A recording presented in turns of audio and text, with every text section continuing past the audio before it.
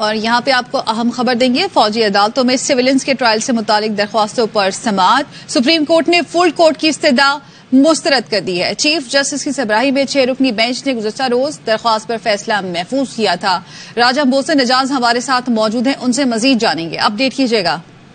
دیکھیے، پاکستان کی طرف سے ایک دفعہ کی استدعا کو مسترد کر دیا گیا ہے اور چیف جسٹس آف پاکستان نے یہ مختصر فیصلہ سناتے ہوئے کمرہ عدالت میں یہ کہا کہ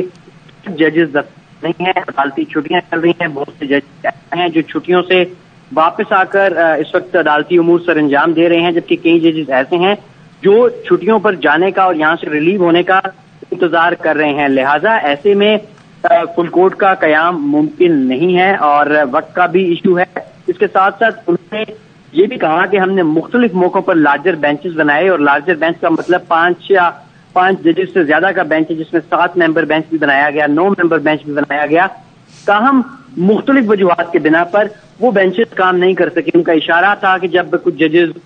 نے خود کو بینچ سے علیحدہ کر لیا، جیسے اس ملٹری کورٹ والے کیس میں بھی ہوا، انیشیلی 9 ممبر بینچ تھا اور پھر 2 ججز الگ ہوئے، پھر تیسرے پر حکومت نے اعتراض کر دیا، تو چیف جسٹس نے وہ اسی حوالے سے ریمارکس میں کہا کہ جب بڑا بینچ بنایا گیا تو مختلف ریزنز کی وجہ سے کام نہیں کر سکا۔ چھٹیاں چل رہی ہیں عدالتی اور ججز کی دستیابی کا ایشو ہے، تمام دستیاب ججز پر مشتمل بینچ بنایا گیا تھا، تاہم اب ایسی صورتحال میں فل کورٹ قائم نہیں ہو سکتی اور یہ اس وقت آپ کے لیے اویلیبل نہیں ہے۔ اور اس کے ساتھ ساتھ اٹارنی جنرل آف پاکستان بھی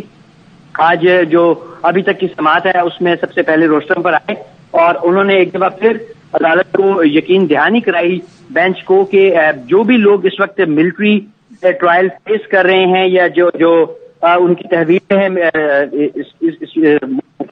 ان سے کسی بھی شخص کے ساتھ کوئی بدسلوکی یا غلط برتاؤ کا کوئی ایک سنگل واقعہ رپورٹ نہیں ہوا۔ ایک بہترین سسٹم کے تحت وہ لوگ رہ رہے ہیں اور اگر کسی بھی ایسی چیز کی کوئی نشاندہی کرے گا تو اس کے اوپر سخت کارروائی عمل میں لائی جائے گی۔ جس مجسٹریٹ کا حوالہ دیا گیا گزشتہ سماعت پر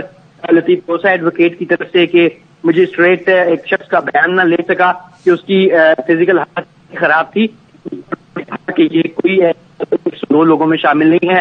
جو اس وقت ملٹری کورٹ ٹرائل فیس کر رہے ہیں۔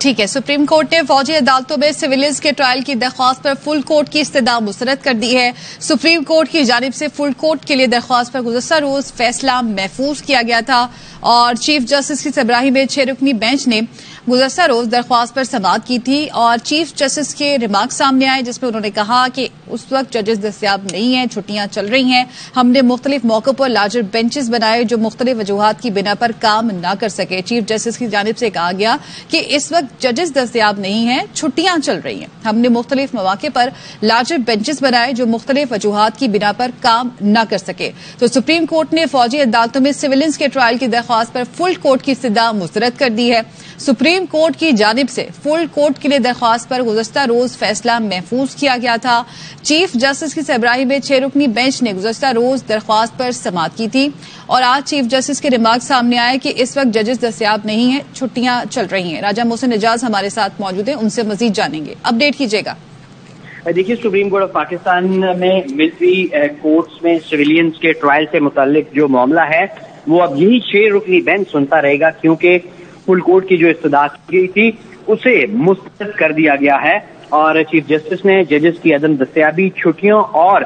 حالیہ جو ریسنٹ پاسٹ میں جو بڑے بینچز بنائے گئے ان کا مختلف وجوہات کی بنا پر کام جاری نہ کر سکنا،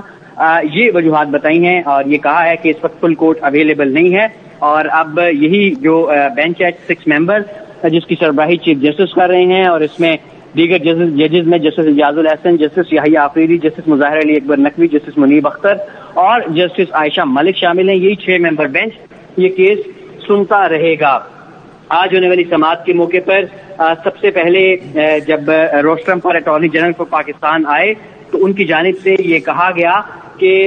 عدالت کو جو لوگ بھی اس وقت 102 لوگ جن کی لسٹ بھی عدالت کو مہیا کی گئی ہے، اس حوالے سے انہوں نے کہا کہ پہلے بھی عدالت کو یقین دہانی کرائی گئی تھی اور عدالت کو ملزمان ٹرائل کے حوالے سے جو یقین دہانیاں کرائی تھیں اس کے اوپر قائم ہے۔ ملزمان کو مرضی کا وکیل، سہولیات کی فراہمی، اہل خانہ سے ملاقات کی یقین دہانی بھی کرائی گئی ہے اور ان کی جانب سے یہ بھی کہا گیا کہ عدالت کو شواہد کی ریکارڈنگ فیصلے میں وجوہات کو شامل کرنے کی بھی یقین دہانی کروائی گئی۔ انہوں نے کہا کہ کل ایک وکیل لطیف کھوسہ کی جانب سے ایک ملزم کی صورتحال کے بارے میں بتایا گیا، میں نے ذاتی طور پر تمام ملزمان کے بارے میں معلومات حاصل کی ہیں، 102 میں سے کوئی گرفتار ملزم کسی اختر صورتحال میں نہیں ہے، اگر ایسی کوئی بھی نشاندہی ہوتی ہے تو اس پر سخت کارروائی عمل میں لائی جائے گی، اور جو لوگ اس وقت ملٹری تحویل میں ہیں وہ ایک باقاعدہ سسٹم ہے اور ایسا ممکن نہیں ہے جس کی طرف اشارہ کیا گیا۔ اگر جو مجسٹریٹ کے سامنے بیان ایک ایسے ملزم کا ریکارڈ کروا جب وہ مجسٹریٹ بیان نہ لے سکے کہ اس کی فزیکل حالت بہت زیادہ